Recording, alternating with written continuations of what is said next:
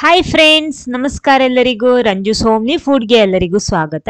ಇವತ್ತು ನಾನು ಉಳಿದಿರುವಂತಹ ಶಾವಿಗೆಯಲ್ಲಿ ಒಂದು ರುಚಿಕರವಾಗಿರುವಂತಹ ಅಡುಗೆ ಜೊತೆ ಬಂದಿದ್ದೀನಿ. ಬನ್ನಿ ನೋಡೋಣ ಏನು ಅಂತ.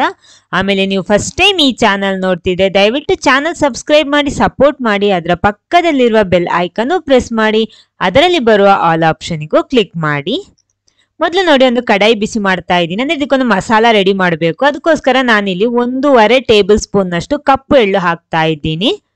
ಅದನ್ನ ಮೊದಲು ರೋಸ್ಟ್ ಮಾಡ್ಕೊಳ್ಳಿ ಮೀಡಿಯಂ ಫ್ಲೇಮ್ ಅಲ್ಲಿ ಇಟ್ಟು. ಅದು ಚೆನ್ನಾಗಿ ಸಿಡಿಬೇಕು. ಆಮೇಲೆ ಇದನ್ನ ನೋಡಿ, ಇವಾಗ ಚೆನ್ನಾಗಿ ಸಿಡ್ದಿದೆ, ಸಾಕು. ನಾನು ಇದನ್ನ ತೆಗೆದು ಬೇರೆ ಪಾತ್ರೆಗೆ ಹಾಕ್ತೀನಿ. ಆಮೇಲೆ 1 ಸ್ಪೂನ್ ನಷ್ಟು ಎಣ್ಣೆ ಹಾಕೊಂಡಿದ್ದೀನಿ. ತೆಂಗಿನ ಎಣ್ಣೆ ನಾನು ಉಪಯೋಗಿಸಿರೋದು. ಅದಕ್ಕೆ ಅರ್ಧ ಟೀ ಸ್ಪೂನ್ ಮೆಂತೆ, 1 ಟೀ ಸ್ಪೂನ್ ಕಾಳು ಮೆಣಸು, ಆಮೇಲೆ 1 ಟೇಬಲ್ ಸ್ಪೂನ್ ಉದ್ದಿನ ಬೇಳೆ, 1 ಟೇಬಲ್ ಸ್ಪೂನ್ ಕಡಲೆ ಬೇಳೆ ಹಾಕೊಂಡಿದ್ದೀನಿ. ಇಷ್ಟನ್ನ ಮೊದಲು ನೀವು ಹುರ್ಕೋಬೇಕು ಈ ರೀತಿ. ಇದು ಸ್ವಲ್ಪ ಹುರಿದ ಮೇಲೆ ಇದಕ್ಕೆ 1 ಟೀ ಸ್ಪೂನ್ ಅಷ್ಟು ಜೀರಿಗೆ ಹಾಕೋಬೇಕು. ಅದನ್ನ ಕೂಡ ಜೊತೆಗೇನೆ ಹುರ್ಕೊಳ್ಳಿ ಈ ರೀತಿ. ನೋಡಿ, ಇವಾಗ ಚೆನ್ನಾಗಿ ಆಗಿದೆ. ಇನ್ನು ಇದಕ್ಕೆ ಸ್ವಲ್ಪ ಕರಿಬೇವನ್ನು ಕೂಡ ಸೇರಿಸ್ತಾ ಇದ್ದೀನಿ.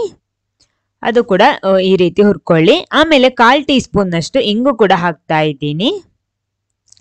ಮೀಡಿಯಂ ಫ್ಲೇಮ್ ಅಲ್ಲಿ ಇಟ್ಕೊಳ್ಳಿ. ಇವಾಗ ಸಾಕು ನೋಡಿ, ಚೆನ್ನಾಗಿ ರೋಸ್ಟ್ ಆಗಿದೆ, ಸಾಕು. ನಾನು ಇವಾಗ ಆಫ್ ಮಾಡ್ತಾ ಇಲ್ಲ, ಇದನ್ನ ತೆಗೆದು ಬೇರೆ ಪಾತ್ರೆಗೆ ಹಾಕ್ತಾ ಇದ್ದೀನಿ. ಇನ್ನು ಅದೇ ಕಡಾಯಿಗೆ ನಾನು ಮೆಣಸು ಹಾಕ್ತಾ ಇದ್ದೀನಿ. 4ರಿಂದ 5 ನೀವು ಖಾರ ನೋಡ್ಕೊಂಡು ಅಡ್ಜಸ್ಟ್ ಮಾಡಬಹುದು. ಬ್ಯಾಡಿಗೆ ಮೆಣಸು, ಗುಂಟೂರು ಇದೆ, 2 ಕೂಡ ರೋಸ್ಟ್ ಮಾಡಿ ಆಗಿದೆ. ಇನ್ನು ಇದಕ್ಕೆ ಅರ್ಧ ಟೀ ಸ್ಪೂನ್ ನಷ್ಟು ಅರಶಿನ ಹುಡಿ, ಆಮೇಲೆ ನಾನಿಲ್ಲಿ ಕೊತ್ತಂಬರಿ ಹುಡಿ ಹಾಕ್ತಾ ಇರೋದು 2 ಟೀ ಸ್ಪೂನ್ ಹಾಕ್ತಾ ಇದ್ದೀನಿ. ಇಲ್ಲ ನಿಮ್ಗೆ ಎಡಿ ಬೇಕಿದ್ರೆ ಆ ರೀತಿನೂ ಹಾಕೋಬಹುದು ರೋಸ್ಟ್ ಮಾಡುವಾಗ. ಇನ್ನು ಇದನ್ನ ಹುಡಿ ಮಾಡಿ ತರ್ತೀನಿ ನೋಡಿ. ಅಂದ್ರೆ ಇಲ್ಲಿ ಪುಳಿಯೋಗರೆಯ ಹುಡಿ ಇಲ್ಲಿ ರೆಡಿ ಆಗಿದೆ, ಮನೆಯಲ್ಲೇ ಮಾಡಿರುವಂತ ಹುಡಿ. ಇನ್ನು ನಾನು ಸ್ವಲ್ಪ ನಮ್ಮ ಕಡಲೆ ಬೀಜ ಇದೆಯಲ್ಲ, ಅದನ್ನು ಕೂಡ ರೋಸ್ಟ್ ಮಾಡ್ತಾ ಇದ್ದೀನಿ ಮೀಡಿಯಂ ಫ್ಲೇಮ್ ಅಲ್ಲಿ ಇಟ್ಟು. ಇದು ಕೂಡ ರೋಸ್ಟ್ ಆಗಿ ರೆಡಿ ಆಗಿದೆ. ಇದನ್ನೊಂದು ಸೈಡ್ ಅಲ್ಲಿ ಇಟ್ಕೊಳ್ಳಿ. ಆಮೇಲೆ ನೋಡಿ, ಇಲ್ಲಿ ಇಷ್ಟು ಉಳಿದಿರುವಂತಹ ಶಾವಿಗೆ ಇದೆ ನೋಡಿ, ಈ ರೀತಿ ಇದೆ. ಇದನ್ನ ಮಿಕ್ಸಿ ಜಾರಿಗೆ ಹಾಕ್ಬಿಟ್ಟು 1 ರೌಂಡ್ ಇದನ್ನ ತಿರುಗಿಸ್ತಾ ಇದ್ದೀನಿ. ಅಂದ್ರೆ ಸ್ವಲ್ಪ ಹುಡಿ ಆಗ್ಬೇಕು. ಇಲ್ಲ ನಿಮ್ಗೆ ಕೈಯಲ್ಲೇ ಬೇಕಿದ್ರೆ ಕೈಯಲ್ಲೂ ಹುಡಿ ಮಾಡ್ಬೋದು, ತೊಂದರೆ ಏನಿಲ್ಲ. ಜಾಸ್ತಿ ಹುಡಿ ಆಗ್ಬಾರ್ದು.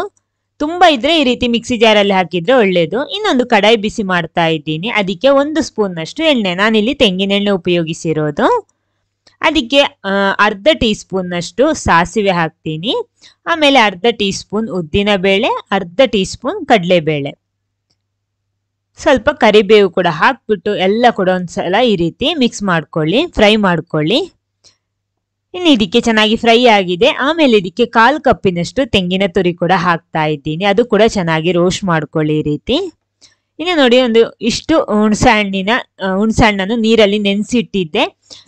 ಅದರಿಂದ ನಾನಿಲ್ಲಿ 2 ಟೇಬಲ್ ಸ್ಪೂನ್ ನಷ್ಟು ಹುಣಸೆ ಹಣ್ಣಿನ ನೀರು ಇದಕ್ಕೆ ಹಾಕ್ತಾ ಇದ್ದೀನಿ. ಅದು ನೀವು ಹೆಚ್ಚು ಕಡಿಮೆ ಮಾಡಬಹುದು. ಆಮೇಲೆ ಅದೇ 2 ಟೇಬಲ್ ಸ್ಪೂನ್ ಬೆಲ್ಲ, ತುರಿದಿಟ್ಕೊಂಡಂತಹ ಬೆಲ್ಲ ಕೂಡ ಹಾಕ್ತಾ ಇದ್ದೀನಿ. ಹೆಚ್ಚು ಕಡಿಮೆ ನೀವು ಟೇಸ್ಟ್ ನೋಡ್ಕೊಂಡು ಹೆಚ್ಚು ಕಡಿಮೆ ಮಾಡಬಹುದು. ಇನ್ನೆಲ್ಲ ಕೂಡ ಒಂದ್ಸಲ ಈ ರೀತಿ ಮಿಕ್ಸ್ ಮಾಡಿಬಿಟ್ಟು ರುಚಿಗೆ ತಕ್ಕಷ್ಟು ಉಪ್ಪು ಕೂಡ ಸೇರಿಸ್ಕೊಳ್ಳಿ. ಆಮೇಲೆ ಇದಕ್ಕೆ ನಾವು ಅವಾಗ ರೆಡಿ ಮಾಡಿಟ್ಟಂತಹ ಮಸಾಲೆ ಇದೆಯಲ್ವಾ, ಪುಳಿಯೋಗರೆ ಮಸಾಲ, ಅದರಿಂದ 2 ಸ್ಪೂನ್ ಮಾತ್ರ ನಾನು ಇದಕ್ಕೆ ಹಾಕ್ತಾ ಇದ್ದೀನಿ. ಬಾಕಿ ಇರೋದು ಏರ್ಟೈಟ್ ಬಾಕ್ಸ್ ಎಲ್ಲ ಹಾಕ್ಬಿಟ್ಟು ಸ್ಟೋರ್ ಮಾಡಿದ್ರೆ ನಮ್ಗೆ ಎಷ್ಟು ಸಮಯ ಬೇಕಿರೋ ಉಪಯೋಗಿಸಬಹುದು. ಸ್ವಲ್ಪ ನೀರು ಸೇರಿಸ್ಕೊಳ್ಳಿ ಗ್ರೇವಿಗೆ ಸ್ವಲ್ಪ. ಇದು ಸ್ವಲ್ಪ ಕುದಿಲಿ ನೋಡಿ, ಕುದೀತಾ ಇದೆ. ಸ್ವಲ್ಪ ಕೊತ್ತಂಬರಿ ಸೊಪ್ಪು ಹಾಕ್ತಾ ಇದ್ದೀನಿ. ಎಲ್ಲ ಕೂಡ ಮಿಕ್ಸ್ ಮಾಡ್ಕೊಳ್ಳಿ.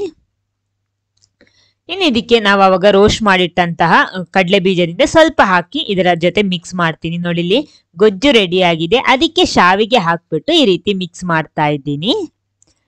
ಅಂದ್ರೆ ರುಚಿಕರವಾಗಿರುವಂತಹ ಶಾವಿಗೆಯ ಪುಳಿಯೋಗರೆ ಇಲ್ಲಿ ರೆಡಿ ಆಗಿದೆ ನೋಡಿ. ಈ ರೀತಿ ಮಾಡ್ಬೋದು, ತುಂಬಾ ರುಚಿಯಾಗಿರುತ್ತೆ. ಮನೆಯಲ್ಲಿ ಈ ರೀತಿ ಉಳಿದ್ಬಿಟ್ರೆ ಸಂಜೆ ಹೊತ್ತೆಲ್ಲ ಈ ರೀತಿ ಮಾಡಿ ತಿನ್ನೋದಿಕ್ಕೆ ಚೆನ್ನಾಗಿರುತ್ತೆ. ಈ ವಿಡಿಯೋ ನಿಮಗೆ ಇಷ್ಟ ಆಗಿದ್ರೆ ಖಂಡಿತ ಲೈಕ್ ಮಾಡಿ, ಎಲ್ಲರ ಜೊತೆ ಶೇರ್ ಮಾಡೋದಕ್ಕೂ ಮರಿಬೇಡಿ. Okay, thank you.